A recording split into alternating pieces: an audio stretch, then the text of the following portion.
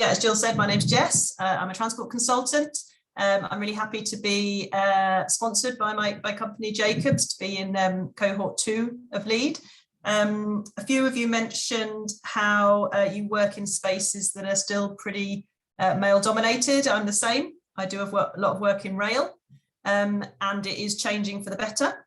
Very happy to say, but it's slow, and especially rail. I work sort of in a lot of aspects of transport, but especially the rail side is still very male dominated at all levels. But in a way that kind of worked for me because Jacobs didn't need much persuading to agree to fund my spot. So I'm really hopeful that that your employers will hopefully make the same decision. It's the right decision to support you to do a course like this. So Nia's spoken about how valuable the programme is in terms of the content and how we've been enjoying that so far. And I couldn't agree more with all of that. That's really spot on for me as well. Brilliantly put, Nia. I was also drawn to the programme for similar reasons. I lack confidence in every aspect, really. I'm a senior leader in my business, so that doesn't make a lot of sense. But I just waste far too much energy worrying if I'm good enough all the time. And Nia mentioned the imposter syndrome thing, which we've spoken at quite a lot of length in our cohort, and that's been super helpful. And Nia, you said becoming the best version of yourself, which is a brilliant way to put it. So I couldn't agree more with any of that. The course is definitely helping me with these things.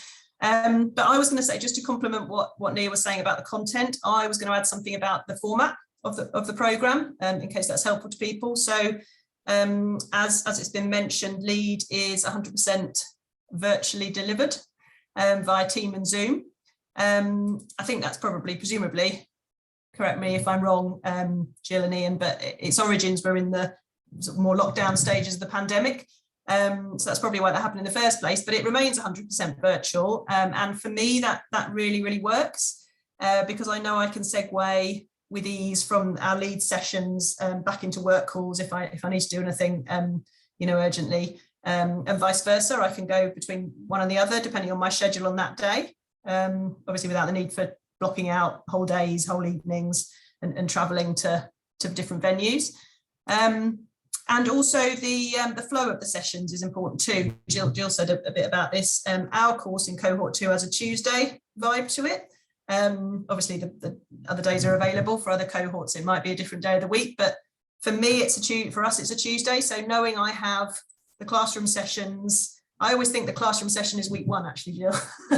So for me, it's like classroom session week 1, then the learning subset discussion in week 2, which is when we're in a smaller group and we get to know 4 of us in each of our groups. So we get to know people a bit closer when we discuss through what we've done on the previous week. And then there's an evening insight session on week 3. And then the following week, the new workbook lands. So then you kind of go on to pastures new and you do your homework around that. So it's a real sort of Tuesday thing, which really gives me sort of a drum beat and a rhythm to my studying, which I really need. I really need that constant recapping and a bit. I like a routine. I'm a routine person. And given we're learning about ourselves and also, practical tools and techniques to incorporate into our leadership, Jill talks about training the muscles, just like you train a muscle in the gym for strength and power. The LEAD program is all about training those leadership muscles. So for me, yeah, the drum beat really helps. It helps keep up the momentum of the training. In a way that I've struggled to do in the past. I think previously I've had good intentions, and then maybe I've attended some sort of discrete courses and seminars, conferences, but then I've struggled to get into a rhythm to really make that learning impactful. So the format really does work for me. And like I say, I've managed to integrate the sessions into my life. I haven't missed one yet, but to the entertainment of Jill and Ian, I have taken calls on the train.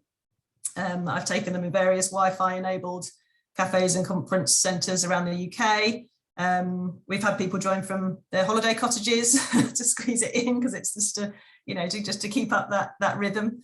But what that means is it frees up other time. So when you're not traveling, or when you're not blocking out whole days and whole evenings in your diary, that gives me back the maximum time around the sessions to do my homework. As Jill said, it's about 4 hours a week, but that can kind of vary. Sometimes I storm through it, sometimes it takes me a little bit longer. And that's the thing that really helps crystallize the learning and get the muscle memory going. So I think in summary, the virtual format really works for me. I think it's a very efficient way to learn. It doesn't mean I never see people. I've got some drinks lined up with some people on the course that live near me in a couple of weeks. But I think it works, and I'd highly recommend the content and the format.